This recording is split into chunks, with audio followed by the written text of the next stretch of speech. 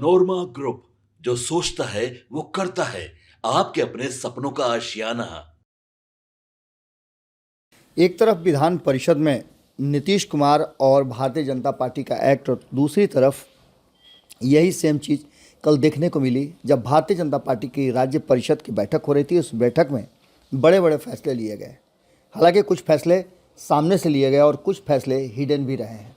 आपको बता दें कि बिहार विधानसभा चुनाव को लेकर के एनडीए में लगातार सीएम पद और गठबंधन के नेतृत्व पर भारतीय जनता पार्टी और जनता दल यूनाइटेड के बीच में आंतरिक टकराव की भी बातें कही जा रही है। तो कभी कहा जा रहा है कि सब कुछ ठीक ठाक है, किसी भी बात की कोई दिक्कत नहीं है, सब कुछ सोल्व हो चुका है। इन सारी बातों को लेकर के बिहार विधानसभा चुनाव में जिस तरह की संशय की स्थिति उत्पन्न हुई है और इस बीच मोदी कैबिनेट में शामिल वरिष्ठ मंत्री जो हैं वो कई लोगों को 7 लोगों को शामिल किया गया है। उनमें से आपको बता दें कि अधिकांश लोगों को लेकर के ये कहा जा रहा है कि मंत्रिमंडल में तो शामिल हो गए हैं, लेकिन नीतीश कुमार अपने हिस्से से क्यों नहीं शामिल कराए, इसको लेकर के भी चर्चा हो रही है। तो वहीं आपको बता दें कि मोदी मंत्रिमंडल में और नरेंद्र मोदी के सबसे करीबियों में से एक मनोहर लाल खट्टर बिहार आए हुए थे और बिहार एनडीए के नेतृत्व को लेकर के एक बड़ा बयान उन्होंने दे दिया है। विधानसभा चुनाव में जो गठबंधन है उसका नेतृत्व कौन करेगा, इस बात को लेकर के उन्होंने अपनी बात को रखा है। हरियाणा के पूर्व सीएम और केंद्रीय मंत्री हैं वर्तमान में मनोहर लाल खट्टर। उन्होंने कल वो आए हुए थे, उन्हें प्रभारी बनाया गया था अध्यक्ष के चुनाव का। इस बात को लेकर के लगातार टाइम दिया जा रहा था और टाइम पर टाइम देने के बाद अंततः राज्य कार्यकारिणी की बैठक का डेट फाइनल किया गया और इस डेट फाइनल होने के बाद वो बिहार आए। उनके सामने ही कल सारी प्रक्रिया हुई और जब दिलीप जायसवाल ने अपना नाम अध्यक्ष पद के लिए उसका नामांकन कराया, उसके बाद से ये चर्चा हो गई थी कि दिलीप जायसवाल को तो बनना ही है। पहले से भी दिलीप जायसवाल थे। मनोहर लाल खट्टर ने भारतीय जनता पार्टी कार्यक्रम के दौरान राज्य के चुनाव को लेकर के एक नारा भी दे दिया है। उन्होंने नारा दिया है कि बिहार है तैयार, फिर से एनडीए सरकार। इस नारे को आप अच्छी तरह से याद रखिएगा, क्योंकि इस नारे पर आगे हम चर्चा करेंगे। आपको बता दें कि इस कार्यक्रम में केंद्रीय मंत्री गिरिराज सिंह, उप मुख्यमंत्री सम्राट चौधरी, विजय सिन्हा समेत पार्टी के सभी वरिष्ठ नेता मौजूद थे। विधायक और मंत्री भी इसमें शामिल थे, आम कार्यकर्ता भी शामिल थे और राज्य कार्यकारिणी के जो सदस्य हैं वो भी इसमें शामिल हुए थे। हमने आपको बताया भी कि मीडिया की एंट्री बैन थी, लेकिन इन सबके बावजूद हमारे रिपोर्टर, सीनियर रिपोर्टर हैं सागर ने पूरे मामले को कवर किया और कवर ही नहीं किया, बल्कि उन्होंने करीब दर्जन भर से ज़्यादा नेताओं के, वरिष्ठ नेताओं से लेकर के आम कार्यकर्ताओं तक के बयान लिए, जिसकी हमने चर्चा आपसे कल ही कर दी और भारत लाइव पे आप देख भी रहे होंगे। आपको बता दें कि इस साल के अंत में बिहार में विधानसभा के चुनाव होने हैं। पिछले चुनाव में जो रिजल्ट था उसमें 243 सीटों वाली विधानसभा में, हालांकि तब रिजल्ट कुछ और था, लेकिन अब जो वर्तमान परिस्थिति है कि 74 सीटें जीतने वाली भारतीय जनता पार्टी अब 80 सीटों पर है।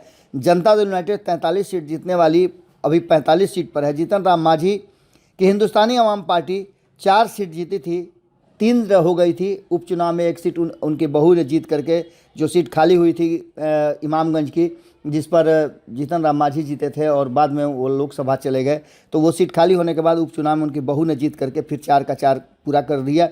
वहीं आपको बता दें कि विपक्ष के पास 107 विधायक हैं। राष्ट्रीय जनता दल जो 75 जीत करके आई थी, आज 77 है। कांग्रेस 19 जीत करके आई थी, है तो 19 ही, लेकिन उनके कई विधायक इधर उधर छटक गए हैं। वही स्थिति कांग्रेस की भी है और वही स्थिति राष्ट्रीय जनता दल की भी है, इसके भी कई विधायक इधर उधर छटक गए हैं। सीपीआईएमएल 11 सीटें 12 जीत करके आई थी और इसके साथ साथ अन्य जो वाम दल हैं उनके भी सदस्य हैं, सब मिलाकर के 16 हैं, जिसमें 15 बचे हुए हैं। भले ही एनडीए में बाहर से स्थिति सब कुछ देखने से ठीक ठाक लग रही हो और बार बार ये कहा जा रहा हो कि कहीं कोई दिक्कत नहीं है, गठबंधन में सीएम फेस को लेकर के, सीटों के बंटवारे को लेकर के, कैबिनेट को लेकर के फार्मूला पहले से ही तय कर लिया गया है, ज़्यादा माथापच्ची नहीं करने की ज़रूरत है। हालांकि इस मुद्दे पर एनडीए नेता खुलकर अभी कुछ भी बोलने से बचने का काम कर रहे हैं, लेकिन एनडीए घटक दल के कई नेता जो हैं वो इस बात को लेकर के तैयार हैं कि नीतीश कुमार ही हमारे मुखिया होंगे। इन सारी बातों को लेकर के एनडीए गठबंधन के लिए अगले कुछ महीने में काफ़ी अहम हो सकते हैं। आपने कल सदन में देखा होगा तेजस्वी यादव और विजय कुमार सिन्हा जो उप मुख्यमंत्री हैं, दोनों के बीच में नोक झोंक। इस नोक-झोंक को देखने के बाद आपको अंदाज़ा हो गया होगा कि कितना ज़्यादा तल्खी है भारतीय जनता पार्टी और राष्ट्रीय जनता दल के बीच में। दोनों को ऐसा लगता है कि नीतीश कुमार उनके हैं और नीतीश कुमार को मुख्यमंत्री कुर्सी अगर किसी को देंगे तो उन्हें देंगे। यानी दोनों को इस बात का गुमान है, दोनों को अंदाज़ा है। आपको बता दें कि इस पूरी कहानी में एक नया मोड़ दे दिया है कई लोगों ने। आपने सम्राट चौधरी का बयान सुना होगा। सम्राट चौधरी ने तो साफ कह दिया है कि अभी 15 साल तक नीतीश कुमार रहेंगे। सम्राट चौधरी और तेजस्वी यादव के बीच में भी काफ़ी जम करके नोकझोंक हुई और बात व्यक्तिगत आरोप प्रत्यारोप तक चली गई। सदन में इन बातों को लेकर के जो सदन के अध्यक्ष हैं उन्होंने, नंदकिशोर यादव ने, दोनों को मना किया, दोनों को चुप कराया और अपनी अपनी बातें कहने की बात की, व्यक्तिगत आरोप प्रत्यारोप से दूर रहने की बात की। इन सारी बातों को लेकर के तेजस्वी यादव अपने रॉ में चल रहे थे और धज्जियां उड़ा रहे थे। इस बीच में नीतीश कुमार भी सदन में आए और नीतीश कुमार के साथ भी उनकी हल्की फुल्की नोकझोंक हुई, जिसमें नीतीश कुमार ने कहा कि तुम्हारा जन्म कब हुआ है ये तो पहले बताओ।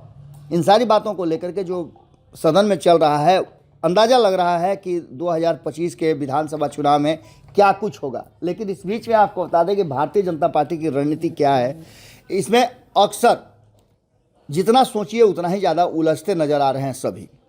भारतीय जनता पार्टी एक तरफ तो ये कह रही है कि हमारे नेता जो हैं वो नीतीश कुमार ही होंगे और नीतीश कुमार के नेतृत्व में ही चुनाव लड़ा जाएगा, सब कुछ नीतीश कुमार के नेतृत्व में ही होगा। लेकिन उसके साथ साथ जिस तरह की बातें सामने आ रही हैं वो भी कहीं ना कहीं इशारा कर रही हैं कि कुछ ना कुछ भारतीय जनता पार्टी के मन में है। क्या है मन में, इस बात को लेकर के समय समय पर प्रकटीकरण होता रहा है। हालांकि प्रधानमंत्री नरेंद्र मोदी जब भागलपुर आए थे उसके बाद से लेकर के अब तक नीतीश कुमार का सहज स्वभाव इस बात की तरफ इशारा कर रहा है कि नीतीश कुमार और भारतीय जनता पार्टी के बीच में कोई ना कोई ऐसी बात हो गई है, ऐसा डील हो गया है जिसको लेकर के नीतीश कुमार भी काफ़ी संतुष्ट नज़र आ रहे हैं। भारतीय जनता पार्टी और जनता दल यूनाइटेड के बीच में रिश्तों को लेकर के आप जानते हैं कि क्या कुछ चल रहा है, लेकिन असल जो पेंच है वो फंसा हुआ है मुख्यमंत्री की कुर्सी और सीट शेयरिंग के समझौते को लेकर के, जिसको बार बार कहा जा रहा है कि इसमें किसी तरह का कोई भी समस्या नहीं है। कहानी में एक बार फिर से ट्विस्ट आई है कि भारतीय जनता पार्टी ने अपने प्रदेश अध्यक्ष के चुनाव के बाद रात भर मीटिंग का दौर चला है और रात भर मीटिंग के दौर चलने के बाद जो मनोहर लाल खट्टर आए हुए थे वो कहीं ना कहीं इस बात को समझ करके, सोच करके और फैसला लेकर के आए थे कि उन्हें क्या कहना है और क्या नहीं कहना है। आपको बता दें कि मनोहर लाल खट्टर ने कह तो दिया है कि हम लोग नीतीश कुमार के नेतृत्व में एक बार फिर चुनाव लड़ने में जाएंगे और फिर राज्य में एनडीए की सरकार बनाएंगे।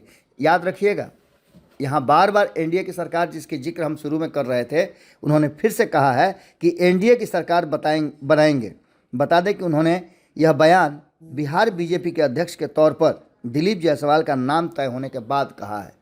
एनडीए की सरकार बनाएंगे, लेकिन मुख्यमंत्री किसे बनाएंगे, ये बात जो अहम मुद्दा है उस पर उन्होंने फिर से कहीं ना कहीं गोल गोल घुमा दिया है।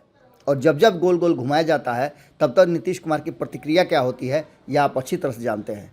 हालांकि नीतीश कुमार और सम्राट चौधरी बहुत ही सहज दिखाई दे रहे हैं, बहुत ही ज़्यादा एक दूसरे की बॉन्डिंग लोगों को भा रही है और देखने को भी मिल रही है। लेकिन एक बार फिर से मनोहर लाल खट्टर, जो कि नरेंद्र मोदी के सबसे करीबियों में से एक हैं, उन्होंने पेच फंसा दिया है कि लड़ेंगे तो नीतीश कुमार के नेतृत्व में ही, लेकिन एनडीए की सरकार बनेगी, मुख्यमंत्री कौन होगा ये अभी भी अनुत्तरित प्रश्न है। और इस प्रश्न का जवाब जब जब नीतीश कुमार खोजने निकलेंगे तो उनके मन में कौतूहल होगा, एक स्थिरता आएगी और उस कौतूहल और स्थिरता के बीच का जो समय होता है वो नीतीश कुमार के फैसले का होता है। फैसला क्या लेंगे ये आप अच्छी तरह से जानते हैं। जुड़े रहिए भारत लाइव के साथ। यदि आपके मन में कोई सवाल है तो ज़रूर रखिएगा और अपनी राय भी ज़रूर कमेंट बॉक्स में दीजिएगा। बहुत बहुत धन्यवाद। आपके सपनों को हमने सजाया है, ई होम्स पैनोरामा को हमने बनाया है। ई होम्स मेरा एक सपना था जिस पे मैं पिछले 4 साल से काम कर रहा था। हमने जो बनाया है वो सबने है माना। ई होम्स पैनोरामा में हो आपका भी आशियाना। और फाइनली हमने 2021 में इस प्रोजेक्ट को लॉन्च किया। बहुत लोग अप्रिशिएट कर रहे हैं कि पूर्णिया जैसे शहर में बिहार के, एक तो बिहार की बात करें, उसमें भी पूर्णिया जैसे छोटे जगह में इस तरह का लाइफस्टाइल देना, ये सुन के हम लोगों को बहुत अच्छा लगता है। ई होम्स में हमने कुछ और भी किया है, जैसे हम जिस जगह में रह रहे हैं हमारे फैमिली सिक्योर हो, उनको सिक्योरिटी का ध्यान में रखा है। आपकी सुविधा और सुरक्षा आपके लिए खास है, ये आपका विश्वास है। इसमें आर्टिफिशियल इंटेलिजेंस का 7 लेयर सिक्योरिटी का हमने इस्तेमाल किया है। लस ग्रीन कैंपस को बनाया है, यदि हमारा बाउंड्री वाल है तो वो वर्टिकल गार्डन है।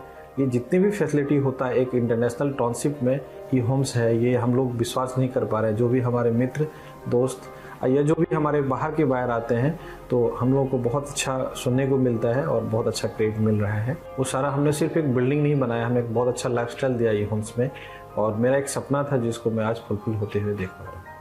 ये आपका आवास है। ई होम्स पैनोरामा में अब आपका निवास है। E Homes Panorama, luxurious lifestyle redefined. Panorama Group, जो सोचता है वो करता है। अगर ये वीडियो पसंद आई और वह बिहार के राजनीति और बिहारियत से सरोकार रखेनी तो सब्सक्राइब बटन दबा के चैनल के सब्सक्राइब कर ली। ओजे एगो घंटी बा, ओकरा बटन दबा देला से कुल सटीक और मारक खबर रुआ मुफ्त में मिल जाई। अगर रुआ पत्रकारिता के हमनी के नया प्रयोग में सहयोग कर चाहतानी तो ज्वाइन बटन दबा दी। पेटीएम नंबर नोट कर ली 9386816700।